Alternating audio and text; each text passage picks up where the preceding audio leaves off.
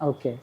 సరే అంటే ఈ ఇష్యూ పక్కన పెట్టేస్తే ఇప్పుడు మొత్తం దేశం మొత్తం మాట్లాడుకుంటున్నారు. 'పుష్పరాజ్' అల్లు అర్జున్ గారు. సో సినిమా చూసుంటారు సార్ మీరు? 2 సార్లు చూసారు. త్రిపురనేని చిట్టిబాబు గారు 2 సార్లు సినిమా చూసారంటే ఆయనకి ఎక్కేసి ఉంటుంది. సరే ఏంటి సార్ మీ ఏంటి ఏం చెప్తారు మీరు? అంటే సినిమా గురించి మాట్లాడే ముందు ఒకసారి అల్లు అర్జున్ గారి గురించి మాట్లాడతారు. సో అప్పుడెప్పుడు ఎలక్షన్స్కి ముందు ఆయన అక్కడికి వెళ్ళారు. దాని గురించి కూడా మీరు మీ ఒపీనియన్ చెప్పారు. బట్ ఎక్కడో కొంత ఒక వర్గానికి సంబంధించిన అభిమానులు సినిమాని ఆపేస్తాం, సినిమాని ఫ్లాప్ చేస్తాం రకరకాల ఈ సులువు వాళ్ళు వాగేవాళ్ళు ఏమి పీకలేదమ్మా. వీళ్ళు ఎవరు ఒక సినిమాని ఆపలేరు, ఒక సినిమాని పెంచలేరు. దేవరాని ఏం చేశారు, ఏం పీకగలిగారు? దీన్ని అలాగే వీళ్ళ ఊరిన పిచ్చిపోకూడదు. వీళ్ళు అలా అల్లరి చేసే సినిమా ప్రేక్షకులు కాదు. సినిమాను ప్రేమించే ప్రేక్షకుడు ఎవడు ఒక సినిమాని నాశనం చేయాలని కోరుకోడు. సినిమాని ప్రేమించేవాడు ప్రేక్షకుడు, సినిమాని ప్రేమించే ప్రేక్షకుడు. వీళ్ళంతా గాలి సోది బాపతు భజన పరులు. వీళ్ళు ఏదో వాగుతూ ఉంటారు. వాళ్ళకి ఆ వాగుడు గురించి మనం పట్టించుకోకర్లేదు. కానీ వాళ్ళందరూ అంటారు, వాళ్ళు అందుకనే దే ఆర్ ఎలాంటి అంటే అబ్బా అమ్మ వద్దు వద్దు అంటే అర్ధరాత్రి పుట్టుకొచ్చిన, అర్ధరాత్రి అమావాస్యకు పుట్టుకొచ్చిన అర్భక జాతి ఈ జాతి. అలాంటి వాళ్ళు ఆ జాతి సోషల్ మీడియాలో ఒక జాతి ఉన్నారు. ఈ జాతి ఇలాగే లేనిది ఉన్నది పోయి ఏది సొనకానందం పొందుతుంటారు ఇలాంటి తప్పుడు వార్తలు. ఇక్కడ వల్ల అయ్యేది సచ్చేది. ఇప్పుడు ఆ సినిమా ఇవాళ 2000 కోట్లు చేస్తుందా ఏమిటి అనే విషయం వేచి చూడవలసిన విషయం. నాకు 4 డేస్కి 4 డేస్ 50 crores చేసి సెకండ్ వీక్ ఏంటి చూడాలి. ఇప్పుడు నా క్యాలిక్యులేషన్లో కొన్ని ఉన్నాయి.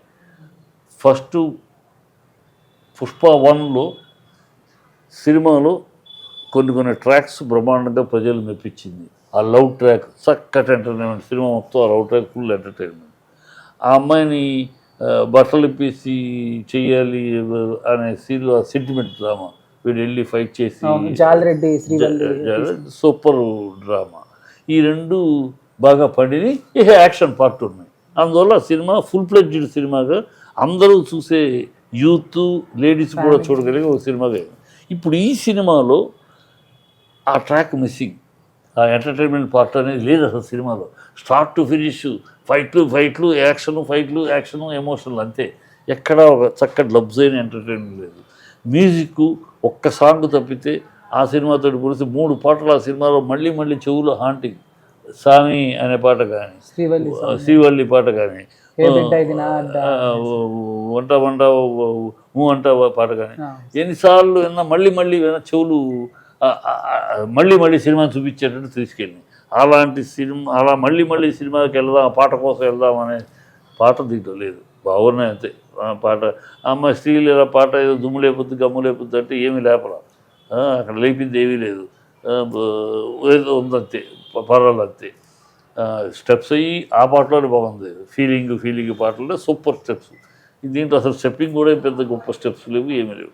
సో ఈ కంపారిజన్గా సెకండ్ రేట్లు, ఈ రేట్లతోటి ఈ సినిమా సెకండ్ వీక్ ఎలా నిలబడుతుంది, ఎంతవరకు వెళ్తుంది.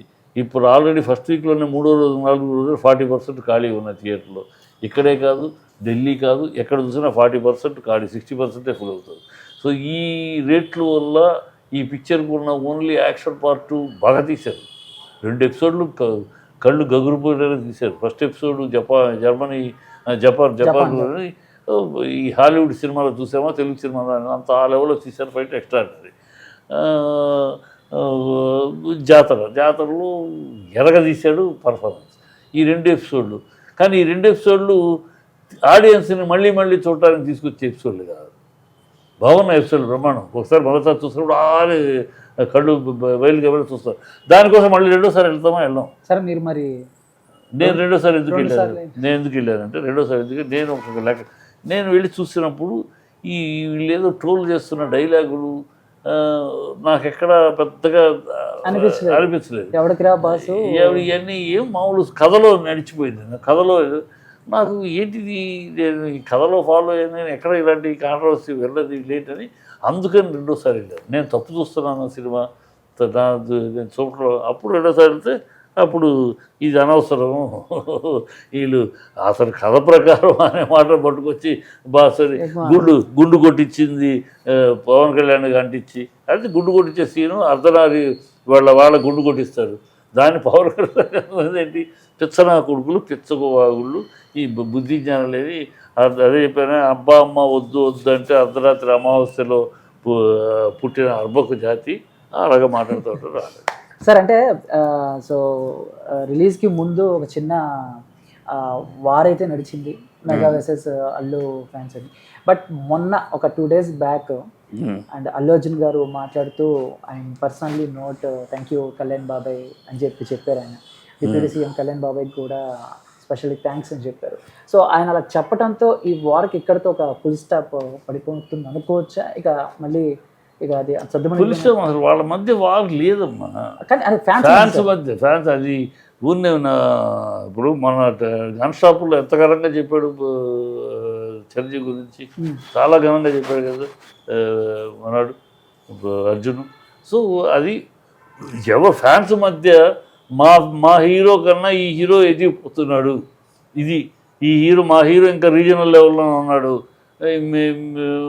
వీళ్ళేమో మా హీరో రీజనల్ కాదు నేషనల్ ఇంటర్నేషనల్కి ఎదిగిపోయాడు, మీ హీరో రీజనల్లో ఉన్నాడని వాళ్ళు అంటాం. ఈ ఫ్యాన్స్ మధ్య ఈగోలు ఇవి అంతే తప్పితే కుటుంబంలో సంతోషం. మన కుటుంబంలో అర్జున్ ఇంటర్నేషనల్ హీరో అయ్యాడంటే, ప్రభాస్ అయ్యాడు, ఇవాళ మనాడు అయ్యాడంటే సంతోషపడతారు. అంతే డెఫినెట్గా ఈ విల్ బి ప్రౌడ్.